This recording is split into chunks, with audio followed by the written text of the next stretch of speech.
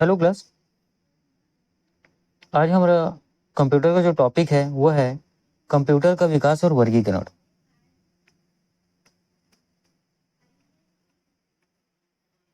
Computer का विकास और वर्गीकरण।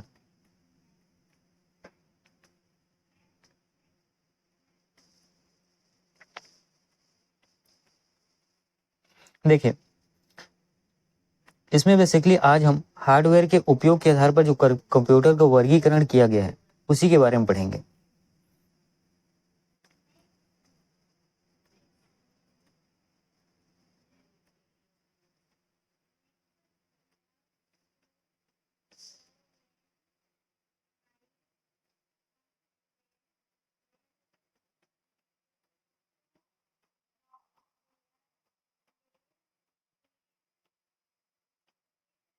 ठीक, तो याद रखिएगा, हार्डवेयर के उपयोग के आधार पर कंप्यूटर का वर्गीकरण जो है 5 भागों में किया गया है। ठीक, एक जिसमें पहला है आपका पहली पीढ़ी का कंप्यूटर।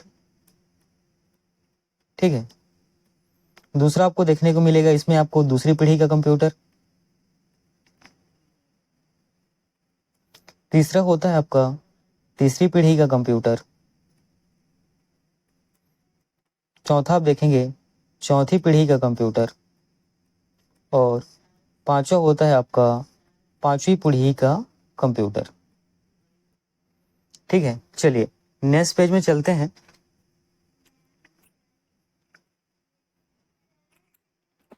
देखिएगा, पहले पहली पीढ़ी के कंप्यूटर में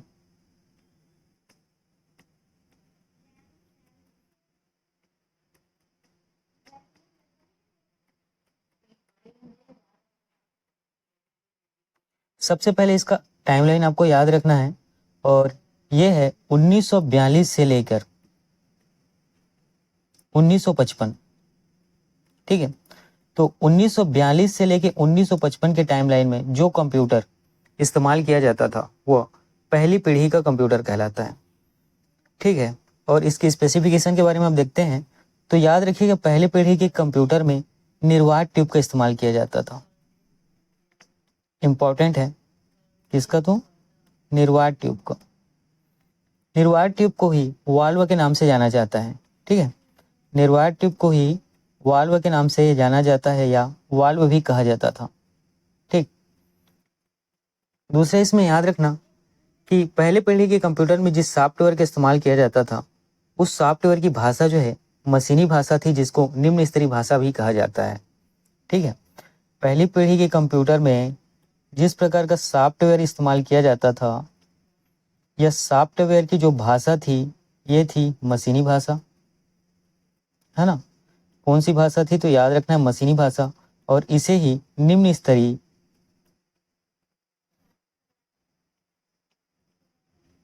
प्रोग्रामिंग भाषा, है ना, निम्न स्तरीय प्रोग्रामिंग भाषा कहा जाता है। अब नेक्स्ट याद रखना है कि पहले पीढ़ी के कंप्यूटर में डाटा तथा सॉफ्टवेयर के स्टोरेज या भंडारण के लिए, है ना, डाटा और जो सॉफ्टवेयर होते थे इनके भंडारण या इन्हें स्टोर करने के लिए याद रखिएगा पंच कार्ड तथा पेपर टेप का प्रयोग किया जाता था। ठीक है, पहली पीढ़ी की कंप्यूटर में डाटा तथा जो सॉफ्टवेयर है उसके भंडारण के लिए पंच कार्ड तथा पेपर टेप का प्रयोग किया जाता था। और पहले कंप्यूटर की जो गति थी, है ना, कार्य करने की जो गति थी या इसकी जो गणना करने की गति थी उसको मिली सेकेंड में मापा जाता था। याद रखिएगा, किसमें? तो मिली सेकेंड में। ठीक है, और 1 मिली सेकेंड जो है ये बराबर होता है किसका? तो याद रखिएगा 10⁻³ सेकेंड के। ठीक है, 1 मिली सेकेंड किसके बराबर होता है? तो याद रखिएगा 10⁻³ सेकेंड के या -3 सेकेंड के, या इसी को हम लोग 1/1000 या 1:1000 प्रति सेकंड के नाम से जानते हैं। ठीक है, तो पहले पीढ़ी के जो कंप्यूटर है उसकी गणना की माप किससे की जाती थी? तो मिली सेकंड से।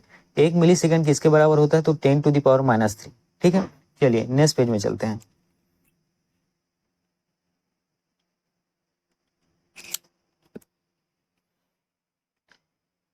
ठीक है, तो पहली पीढ़ी के कंप्यूटर में और कुछ चीजें हैं जिसको देखते हैं।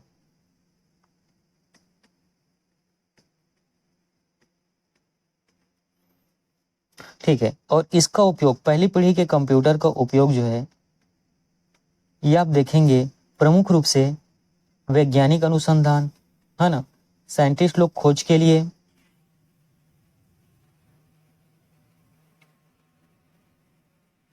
एवं सैन्य कार्य के लिए किया जाता था। ठीक है, तो पहली पीढ़ी के कंप्यूटर का उपयोग याद रखेंगे कि ये इसका उपयोग जो विशेषकर वैज्ञानिक अनुसंधान, है ना, वैज्ञानिक खोज के लिए और साथ ही सैन्य कार्य के लिए किया जाता था। ठीक है, इस कंप्यूटर में एक चीज और याद रखना है कि निर्वात ट्यूब, ठीक है, निर्वात ट्यूब द्वारा अधिक ऊर्जा,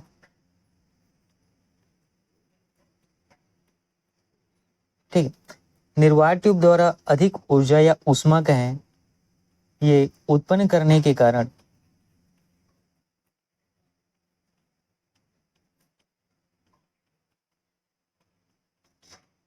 इस समय के जो कंप्यूटर होते थे उनको वातानुकूलित वातावरण में रखना पड़ता था।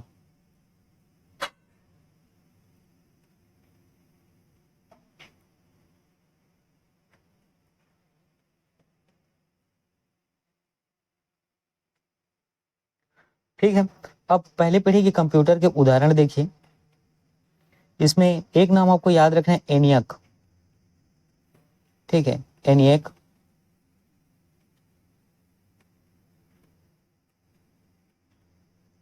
दूसरा नाम आपको याद रखना है यूनिवैक, है ना, यूनिवैक।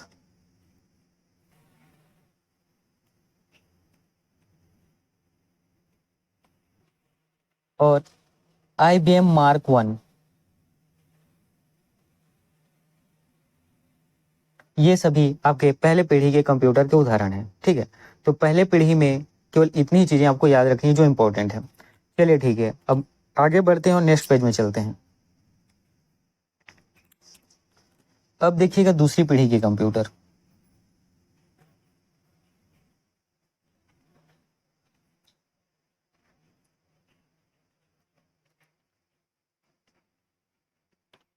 दूसरी पीढ़ी के कंप्यूटर का सबसे पहले तो आपको टाइमलाइन याद रखना है, यह है 1955 से लेके 1964। ठीक है, 1955 से लेके 1964। याद रखिएगा, इसमें दूसरी पीढ़ी के कंप्यूटर में सेमीकंडक्टर ट्रांजिस्टर का प्रयोग किया गया था।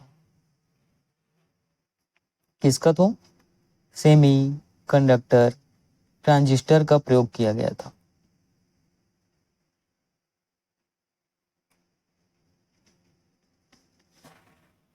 साथ ही याद रखना है कि दूसरी पीढ़ी कंप्यूटर का जो सॉफ्टवेयर था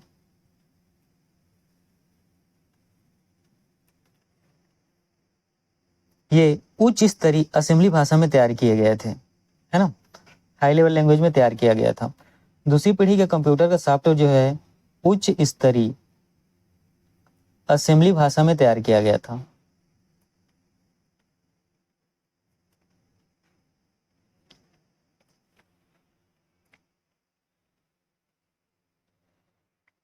ठीक है, असेंबली भाषा के संबंध में आपको एक चीज याद रखनी है कि असेंबली भाषा में प्रोग्राम लिखने के लिए एक कोड होता है जिसको निम्नलिखित कोड कहा जाता है, का प्रयोग किया जाता है। ठीक है, असेंबली भाषा में याद रखिएगा प्रोग्राम लिखने के लिए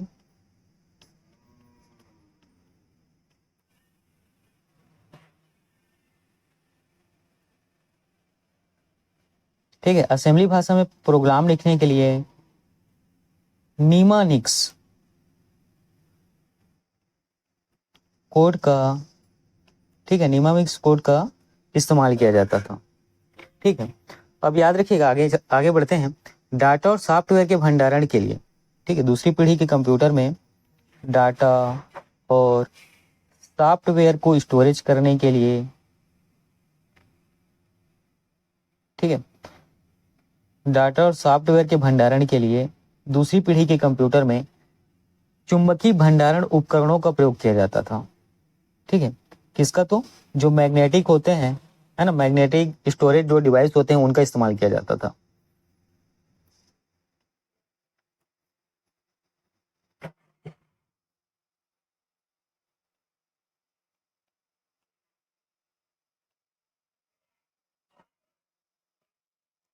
ठीक है, अब इसका उदाहरण देख लेते हैं चुंबकीय भंडारण उपकरणों का। ठीक है, इसमें देखिएगा मैग्नेटिक टेप,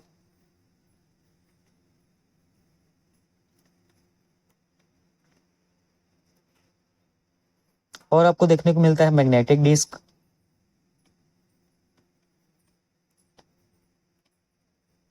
बस ये दो नाम आपको याद रखने हैं। ठीक है, चलिए आगे बढ़ते हैं, नेक्स्ट पेज में चलते हैं।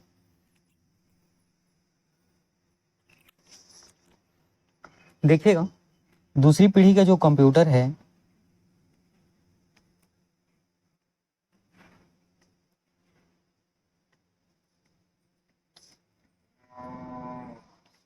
अब इसमें जो आगे की जो इंपॉर्टेंट चीजें हैं याद रखिएगा। दूसरी पीढ़ी के कंप्यूटर में गणना के लिए,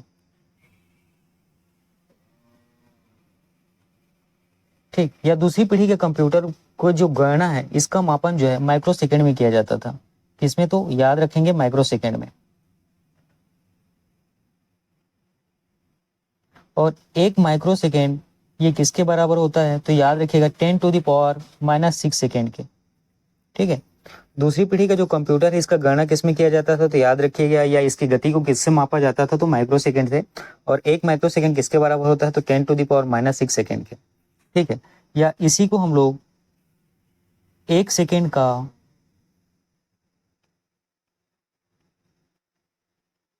10 लाखवां भाग भी कहते हैं, है ना। एक सेकेंड का 10 लाखवां भाग भी कहते हैं।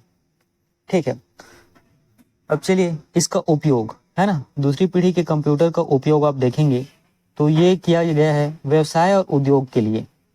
ठीक है, व्यवसाय, देखिए पहले पीढ़ी के कंप्यूटर का जो उपयोग है वो वैज्ञानिक अनुसंधान, है ना, वैज्ञानिक अनुसंधान और सैनिक कार्य के लिए इस्तेमाल होता था। और दूसरी पीढ़ी का कंप्यूटर जो है का उपयोग अब व्यवसाय और उद्योग के क्षेत्र में भी होने लगा। ठीक है, व्यापार व उद्योग के क्षेत्र में भी किया जाने लगा। ठीक है, और दूसरी पीढ़ी के कंप्यूटर का समय जो टाइमलाइन मैंने आपको बताया 1955 से 1964, तो याद रखिएगा इसी समय बैच ऑपरेटिंग सिस्टम, ठीक है, बैच ऑपरेटिंग सिस्टम का प्रारंभ हुआ था। ठीक है, कभी ऐसा प्रश्न भी आ सकता है कि बैच ऑपरेटिंग सिस्टम का प्रारंभ, है ना, कंप्यूटर की कौन सी पीढ़ी के समय हुआ था? तो याद रखिएगा दूसरी पीढ़ी के, है ना, दूसरी पीढ़ी के कंप्यूटर का जो टाइम लाइन था 1955 से लेकर 1964 की ड्यूरेशन इस तक। ठीक है, तो ये दूसरी पीढ़ी के कंप्यूटर के बारे में जितनी भी स्पेसिफिकेशन थी वो थी। अब इसके बाद हम लोग आगे बढ़ते हैं और तीसरी पीढ़ी कंप्यूटर के बारे में देखते हैं। चलिए, ये है तीसरी पीढ़ी का आपका कंप्यूटर।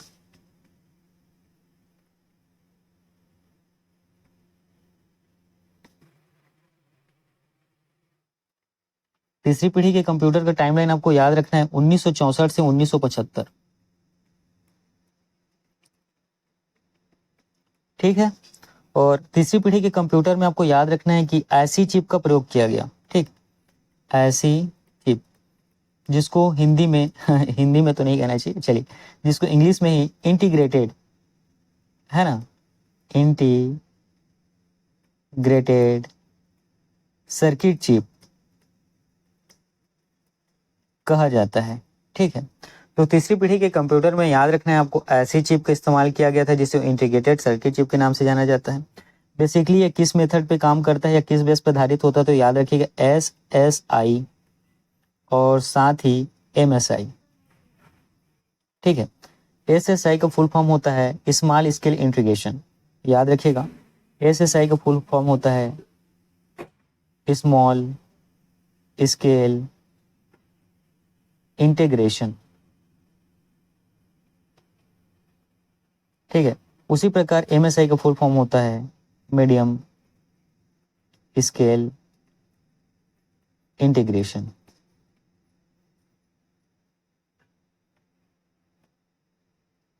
चलिए नेक्स्ट पेज में चलते हैं और आगे के जो इंपॉर्टेंट चीजें हैं उनको देखेंगे।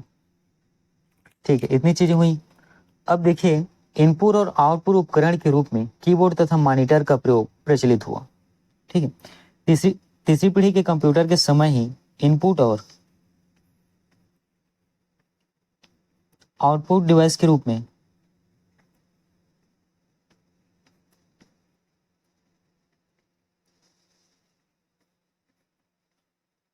प्रचलित हुआ। कौन? तो याद रखिएगा, कीबोर्ड और मॉनिटर, है ना। कीबोर्ड और मॉनिटर जो है तीसरी पीढ़ी के कंप्यूटर के टाइमलाइन के समय ही क्या हुआ था, इनपुट और आउटपुट डिवाइस के रूप में प्रचलित हुआ। ठीक है, साथ ही देखिए सेमीकंडक्टर भंडारण उपकरण जो है ना, जो रैम है उसका विकास भी इसी समय हुआ था। ठीक, जो रैम है, रैम का विकास भी इसी समय हुआ था।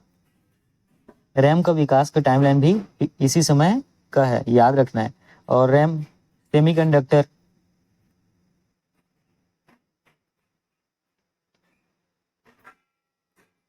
भंडारण उपकरण है। ठीक है, सेमीकंडक्टर भंडारण उपकरण है, याद रखना है।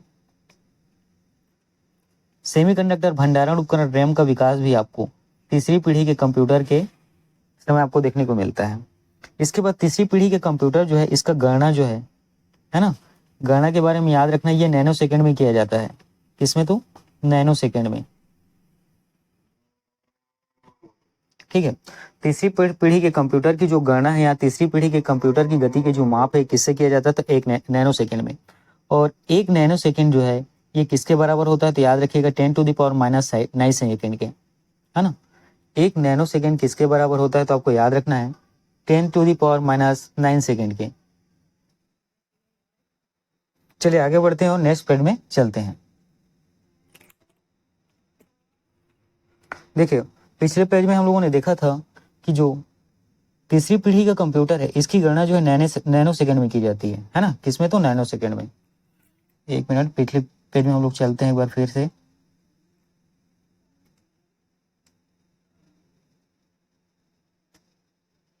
देखिएगा आपका पिछला पेज। ठीक है, देखिए पिछला पेज में हम लोगों ने लास्ट टाइम पढ़ा था कि जो तीसरी पीढ़ी का आपका कंप्यूटर है उसकी गणना जो है या जो गति है उसका मापन नैनो सेकंड में किया जाता है। और एक नैनो सेकंड जो है 10⁻⁹ सेकंड के बराबर होता है। ठीक है, अब इसके बाद हम लोग वर्तमान पेज में आते हैं, पेज 8। ठीक है, अब देखिएगा कि तीसरी पीढ़ी का कंप्यूटर का जो समय है 1964 से 75, इसी समय ही कंप्यूटर का व्यक्तिगत उपयोग प्रारंभ हुआ। व्यक्तिगत कहने का मतलब ये है ना, जो आम लोगों को भी कंप्यूटर का क्या हुआ, प्रयोग करने को इस समय मिला। ठीक है, मतलब कंप्यूटर जो है उसका डिस्ट्रीब्यूशन इसी समय हुआ। कौन सा? तीसरी पीढ़ी के कंप्यूटर के समय, कि अब आम लोग भी कंप्यूटर का क्या कर सकते थे, प्रयोग कर सकते थे।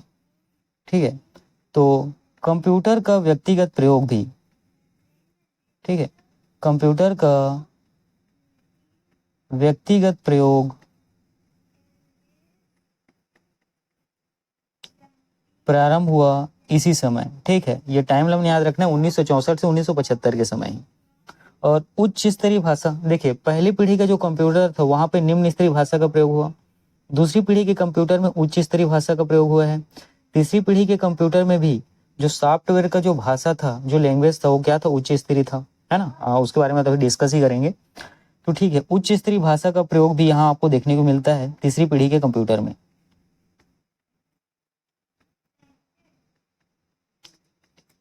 उच्च स्तरीय भाषा का प्रयोग किया गया कंप्यूटर के सॉफ्टवेयर में।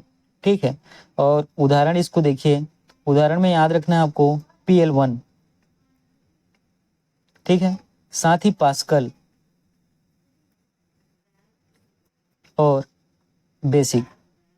याद रखिएगा, आपको इस तरीके के क्वेश्चन है ना ऑब्जेक्टिव टाइप में पूछे जा सकते हैं कि उच्च स्तरीय भाषा कौन कौन सा है, जिसमें आपको दे देगा PL1, पास्कल और बेसिक, और कोई निम्न स्तरीय भाषा दे देगा। उसमें आपको, है ना, उसमें आपको सिलेक्ट करना रहेगा कोई एक। ठीक है, क्वेश्चन के अकॉर्डिंग। तो याद रखना उच्च स्तरीय भाषा कौन कौन सी है, तो PL1, पास्कल और बेसिक, ये तीनों क्या है, तो उच्च स्तरीय भाषा है। ठीक है, और इसके बाद याद रखिएगा अगला जो इंपॉर्टेंट चीज है टाइम शेयरिंग ऑपरेटिंग सिस्टम का इसी समय विकास होता है। ठीक है, टाइम शेयरिंग ऑपरेटिंग सिस्टम का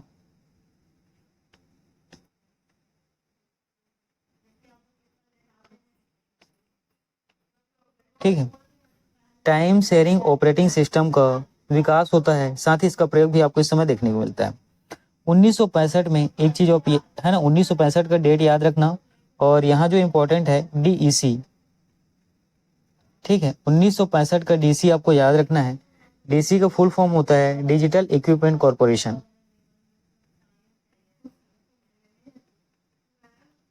डिजिटल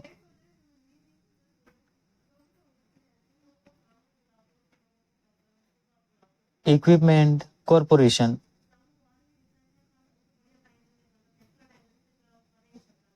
ठीक है, 1965 में याद रखना है आपको डीसी। डीसी का फुल फॉर्म होता है डिजिटल इक्विपमेंट कॉरपोरेशन। ठीक है, और डीसी द्वारा जो प्रथम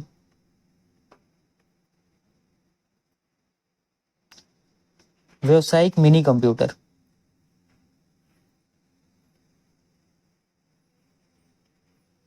जिसका नाम है PD8, इसका विकास किया गया। ठीक है, देखिए टाइम शेयरिंग ऑपरेटिंग सिस्टम भी आपको तीसरी पीढ़ी के समय आपको देखने को मिलता है ना, इसका विकास और प्रयोग भी। साथ ही 1965 का डेट आपको याद रखना है। 1965 में डीसी डिजिटल इक्विपमेंट कॉरपोरेशन, इस कॉरपोरेशन के द्वारा प्रथम व्यावसायिक कंप्यूटर, ठीक है, प्रथम व्यावसायिक कंप्यूटर जिसका नाम क्या है PD8, इसका विकास किया गया। ठीक है, चलिए नेक्स्ट पेज में चलें। तो 1965 के टाइम को याद रखना है, डीसी याद रखना है, जिसका फुल फॉर्म होता है डिजिटल इक्विपमेंट कॉरपोरेशन, और इसी कॉरपोरेशन के द्वारा प्रथम व्यावसायिक कंप्यूटर जिसका नाम है PD8 का विकास किया गया। ठीक है, चलिए आगे बढ़ते हैं और चौथी पीढ़ी के कंप्यूटर के बारे में डिस्कस करते हैं। ठीक, चौथी पीढ़ी का कंप्यूटर।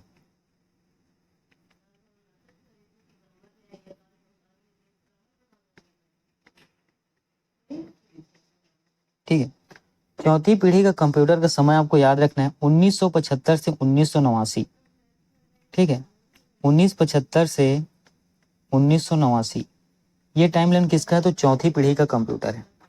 चौथी पीढ़ी कंप्यूटर में माइक्रो प्रोसेसर का प्रयोग किया गया। किसका, तो माइक्रो प्रोसेसर का।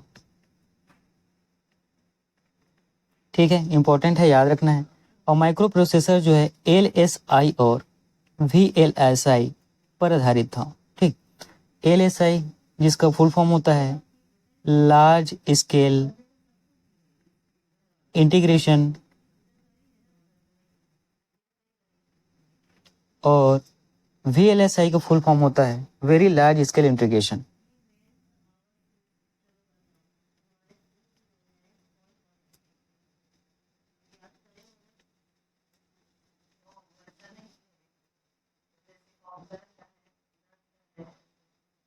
ठीक है, और चौथी पीढ़ी का कंप्यूटर की जो गणना है या ये, ठीक है, इसकी गणना की माप या जो गति है ये किस पर है, तो याद रखिएगा पिको सेकेंड पर।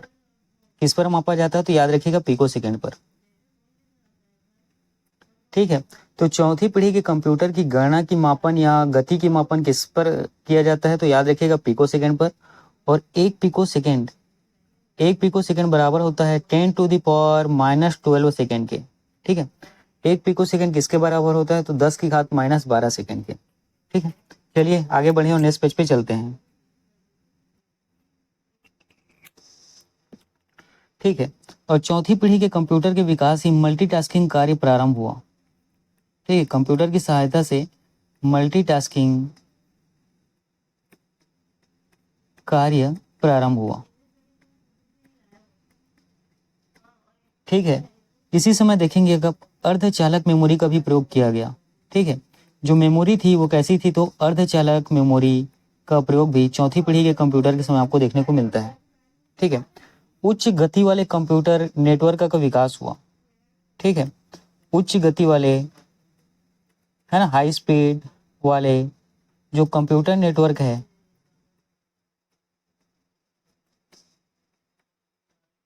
इसका विकास आपको इसी समय देखने को मिलता है। तो उच्च गति वाले कंप्यूटर नेटवर्क में देखिएगा, याद रखिएगा लैन जिसका फुल फॉर्म होता है लोकल एरिया नेटवर्क, ठीक है। उसी प्रकार वैन, ठीक है। इन सब के बारे में आगे फुल फॉर्म में इसी में है ना डिस्कस करेंगे इसके बारे में। तो देखिएगा उच्च गति वाले जो कंप्यूटर नेटवर्क है उसका भी विकास भी चौथी पीढ़ी कंप्यूटर के समय आपको देखने को मिलता है, ठीक है। और जो उच्च गति वाले कंप्यूटर नेटवर्क है वो कौन कौन से, तो याद रखिएगा लैन, LAN और VN, ठीक है। इतनी चीजें क्लियर हुई। अब इसके बाद इसी समय 1981 आपको याद रखना है। 1981 में IBM कंपनी द्वारा माइक्रो कंप्यूटर का विकास किया गया, ठीक है। 1981 में IBM, ये जो कंप्यूटर निर्माता कंपनी है, ठीक है, इसके द्वारा माइक्रो कंप्यूटर का विकास किया गया। किसका, तो माइक्रो कंप्यूटर का, ठीक है। इसके द्वारा विकास किया गया किसका, तो याद रखेंगे माइक्रो कंप्यूटर का विकास किया गया, ठीक है। जिसे हम लोग क्या कहते हैं, PC पर्सनल कंप्यूटर के नाम से जानते हैं, ठीक है। जिसको हम लोग क्या कहते हैं, तो PC पर्सनल कंप्यूटर के नाम से जानते हैं। और ये जो PC है या जो माइक्रो कंप्यूटर है ये किस पर आधारित है, तो याद रखिएगा GUI, जिसको कहते हैं ग्राफिकल यूजर इंटरफेस, ठीक है। जिसको किस नाम से जाना जाता है, तो याद रखिएगा ग्राफिकल यूजर इंटरफेस के नाम से जाना जाता है, ठीक है। इतनी चीजें क्लियर हुई। अब हम लोग आगे बढ़ते हैं और नेक्स्ट पेज में चलते हैं, ठीक। चौथी पीढ़ी के कंप्यूटर में ही, है ना, चौथी पीढ़ी कंप्यूटर में ही आपको याद रखने के ऑपरेटिंग सिस्टम में MS-DOS का प्रयोग किया गया, ठीक है। ऑपरेटिंग सिस्टम में, ठीक, ऑपरेटिंग सिस्टम में MS-DOS का प्रयोग किया गया, ठीक है। साथ ही इसी समय आपको देखने को मिलता है माइक्रोसॉफ्ट विंडोज तथा एप्पल ऑपरेटिंग सिस्टम का विकास भी इसी समय हुआ है, ठीक है। चौथी पीढ़ी कंप्यूटर के समय ही आपको देखने को मिलता है माइक्रोसॉफ्ट विंडोज, साथ ही एप्पल ऑपरेटिंग सिस्टम,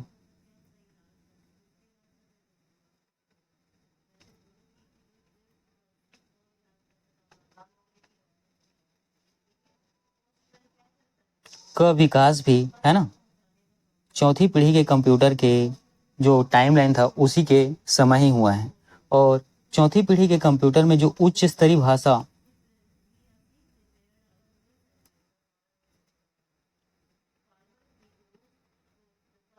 जिसको C, है ना, C उच्च स्तरीय भाषा का विकास भी इसी ही समय हुआ है, या इसका प्रयोग भी इसी समय ही आपको देखने को मिलता है, ठीक है। इतनी सारी चीजें आपको याद रखनी है किसके बारे में, तो चौथी पीढ़ी के कंप्यूटर के बारे में। चलिए नेक्स्ट पेज में चलते हैं और पांचवी पीढ़ी के कंप्यूटर के बारे में डिस्कस करते हैं, ठीक। अब है पांचवी पीढ़ी का कंप्यूटर,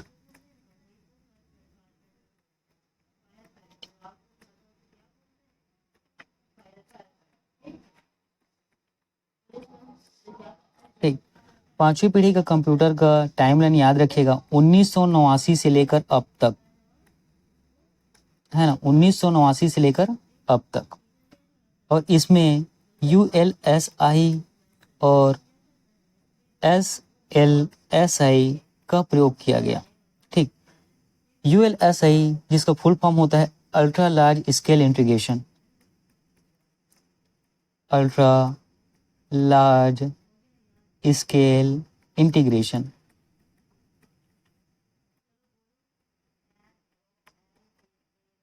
और साथ ही SLSI super large scale integration, इसका फुल फॉर्म होता है और पूछा भी जाता है, ठीक है, याद रखेंगे आप,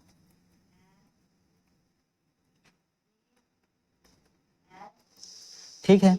और इसी समय आपको मल्टीमीडिया और एनिमेशन के उपयोग में तीव्र वृद्धि देखने को मिलता है, ठीक है। मल्टीमीडिया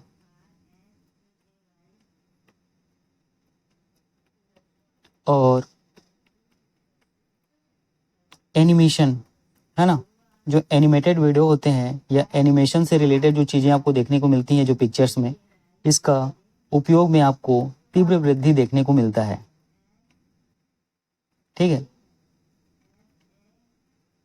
ये चीजें इंटरनेट और सोशल मीडिया के प्रयोग ने, ठीक है, पांचवी पीढ़ी के कंप्यूटर को में जो है ना, अभूतपूर्व क्रांतिकारी परिवर्तन किया। ठीक है, पांचवी पीढ़ी के कंप्यूटर में आप देखते हैं इस समय जो इंटरनेट और सोशल मीडिया जो है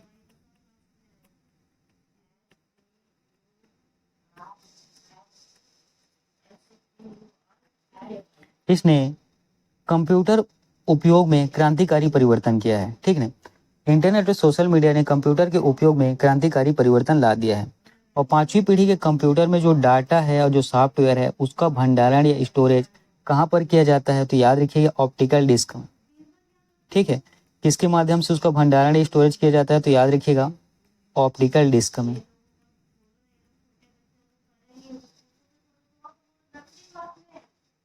ठीक है, तो पांचवी पीढ़ी के कंप्यूटर में जो,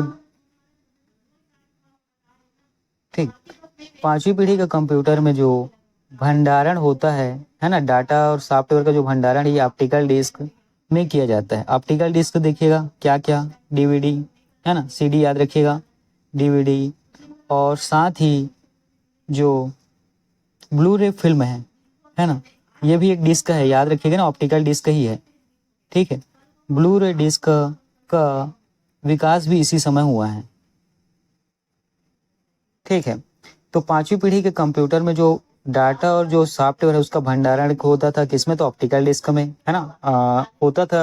कहने का मतलब ये है कि अभी वर्तमान में भी ये क्या है, हो रहा है। ठीक है, तो पांचवी पीढ़ी कंप्यूटर का जो भंडारण है, ठीक है, डाटा और सॉफ्टवेयर का, ये ऑप्टिकल डिस्क में किया जाता है। ऑप्टिकल डिस्क के अंतर्गत आपको सीडी, डीवीडी और ब्लू रे डिस्क देखने को मिलता है। ठीक है, चलिए आगे बढ़ते हैं और कुछ और इंपॉर्टेंट चीजों को डिस्कस करते हैं। ठीक है, तो पांचवी पीढ़ी के कंप्यूटर में आपको देखने को मिलता है कि दो प्रोसेसर को, ठीक है, दो प्रोसेसर को एक साथ जोड़कर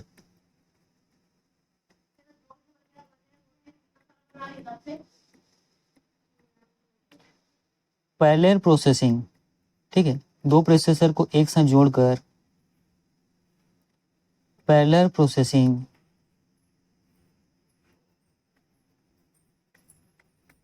ठीक, दो प्रोसेसर को एक साथ जोड़कर पैरेलल प्रोसेसिंग के द्वारा प्रोसेसर की गति को तीव्र किया गया है। ठीक है, प्रोसेसर की गति को तीव्र किया गया है। ठीक है, तो याद रखिएगा दो प्रोसेसर को एक साथ जोड़कर पैरेलल प्रोसेसिंग मेथड कहाँ अपनाया गया है, तो पांचवी पीढ़ी के कंप्यूटर में। ठीक है, साथ ही इसी समय आपको पांचवी पीढ़ी कंप्यूटर के समय ही आपको इंटरनेट, ईमेल और वर्ल्ड वाइड वेब का विकास भी देखने को मिलता है। ठीक है, तो पांचवी पीढ़ी के कंप्यूटर के समय ही आपको internet, email, world wide web का, ठीक है, विकास देखने को मिलता है। साथ ही इंफॉर्मेशन टेक्नोलॉजी और इंफॉर्मेशन हाईवे की अवधारणा का विकास भी पांचवी पीढ़ी के कंप्यूटर की ड्यूरेशन में हुआ है ना। साथ ही आपको याद रखना है इंफॉर्मेशन टेक्नोलॉजी और इंफॉर्मेशन हाईवे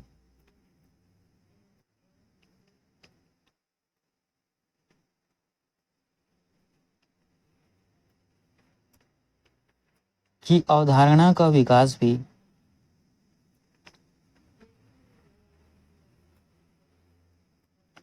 इसी समय हुआ है। ठीक है, याद रखना है आपको। कंप्यूटर में एआई ज्ञान क्षमता, ठीक है, आर्टिफिशियल इंटेलिजेंस डालने का प्रयास किया जा रहा है। ठीक है, पांचवी पीढ़ी के कंप्यूटर में याद रखिएगा एआई, आर्टिफिशियल इंटेलिजेंस, कृत्रिम बुद्धिमत्ता का प्रयोग करने का प्रयास किया जा रहा है। ठीक है, और एआई के कुछ उदाहरण आपको यहाँ पे देखने को मिलेंगे। ये है स्पीच रिकॉग्निशन, ठीक है, स्पीच रिकॉग्निशन और रोबोट निर्माण। ठीक है, इसका उपयोग आपको देखने को मिलता है। ठीक है, ये आर्टिफिशियल इंटेलिजेंस जिसको हम लोग कृत्रिम बुद्धिमत्ता के नाम से जानते हैं। ठीक है, इसका प्रयोग आपको कहाँ देखने को मिलता है, तो याद रखिएगा स्पीच रिकॉग्निशन है ना, जो आपकी आवाज़ होती है उसको पहचानता है। ठीक है, साथ ही जो रोबोट है, रोबोट जिस तरीके से कार्य करता है वो किसके माध्यम से करता है, तो आर्टिफिशियल इंटेलिजेंस के माध्यम से। ठीक है, और इसमें है ना 5वीं पीढ़ी के कंप्यूटर में एक चीज़ और याद रखना जो इम्पोर्टेंट है, 5वीं पीढ़ी के कंप्यूटर में ही मैग्नेटिक बबल मेमोरी का प्रयोग किया गया। ठीक है, मैग्नेटिक बबल मेमोरी का प्रयोग आपको देखने को मिला है। ठीक है, तो 5वीं पीढ़ी के कंप्यूटर में आपको मैग्नेटिक बबल मेमोरी का प्रयोग आपको देखने को मिला है। ठीक, चलिए आगे बढ़ते हैं। अब इतनी चीज़ें जो है ना, मतलब आपकी जो पहली पीढ़ी से 5वीं पीढ़ी तक की कंप्यूटर की जो इतनी भी जरूरी चीज़ें थी वो आप है ना मैंने इसमें क्या है शामिल कर दिया है। चलिए हम लोग आगे बढ़ते हैं। अब इसके बाद हम जो है कुछ फुल फॉर्म होते हैं उसके बारे में देखते हैं। जैसे VDT, VDT का फुल फॉर्म क्या होता है तो याद रखिएगा, visual display terminal.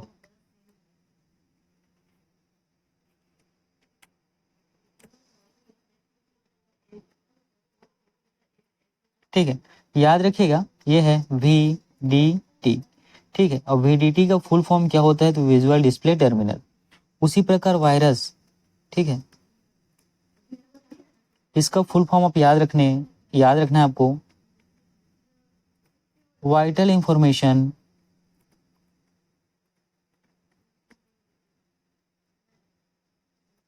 Resource under seize. ठीक है, जो वायरस है इसका फुल फॉर्म क्या होता है तो याद रखिएगा, vital information resource under seize. उसी प्रकार VSNL, इसका फुल फॉर्म आपको याद रखना है, विदेश संचार निगम लिमिटेड। ठीक है, इसका फुल फॉर्म क्या होता है तो याद रखिएगा, विदेश संचार निगम लिमिटेड। और साथ ही आपको देखने को मिलता है वोल्टीई, है ना, सिम में आप लोग CDMA में वोल्टी का इस्तेमाल है ना नाम सुने हैं और इसका प्रयोग भी आप लोगों ने किया है। तो वोल्टी का फुल फॉर्म क्या होता है याद रखिएगा, voice over long term evolution. ठीक है, ये कुछ इंपॉर्टेंट फुल फॉर्म है जिसका नाम आपको याद रखना है। चलिए और कुछ फंक्शंस की के बारे में डिस्कस करते हैं। तो फंक्शन की में F5, ठीक है, फंक्शन की में जो कीबोर्ड का फंक्शन की होता है F5, ये किस काम आता है, इसका प्रयोग किस लिए किया जाता है तो याद रखिएगा, रिफ्रेश करने के लिए। ठीक है, इसका काम किस लिए होता है तो याद रखिएगा, रिफ्रेश करने के लिए, है ना। जिस आप सक्रिय विंडो में जो रहते हैं, जो आपका एक्टिव विंडो होता है जिस पर आप वर्क कर रहे होते हैं, उसको क्या करने के लिए तो रिफ्रेश करने के लिए। उसी प्रकार अगला है F7। F7 का प्रयोग किस लिए किया जाता है तो याद रखिएगा, स्पेलिंग और ग्रामर को जांच करने के लिए, है ना। याद रखिएगा, स्पेलिंग और ग्रामर की जांच के लिए F7 का प्रयोग किया जाता है। उसी प्रकार शिफ्ट प्लस डिलीट, है ना, डिलीट का ये क्या होता है, हाफ फॉर्म होता है उसको, है ना, डिलीट को DL लिखते हैं। तो शिफ्ट और डिलीट बटन का जब आप एक साल इस्तेमाल करते हैं तो इसका काम क्या आता है तो याद रखिएगा, रिसाइकल बीम में बिना भेजे, है ना, जो डाटा है उसको डिलीट करना। रिसाइकल बीम में बिना भेजे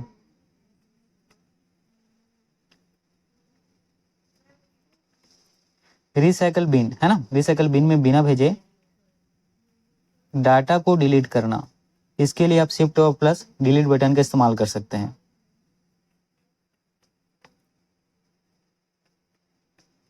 ठीक है, अगला देखिएगा, कंट्रोल प्लस एंड। ठीक है, कंट्रोल प्लस ई एंड, इस की बटन का आप इस्तेमाल किस लिए करते हैं तो याद रखिएगा, डॉक्यूमेंट के अंत में जाने के लिए। ठीक है, जो आपका पेज का जो डॉक्यूमेंट होता है ना,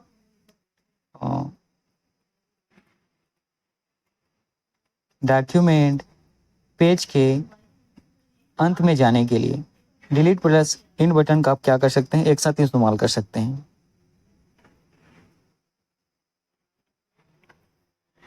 ठीक है, चलिए आज का क्लास मैं यहीं तक यहीं तक रखता हूँ। इतनी सारी चीज़ों को आप अच्छे से पढ़ेंगे, ठीक है, और हो सके तो नोट करते जाएं।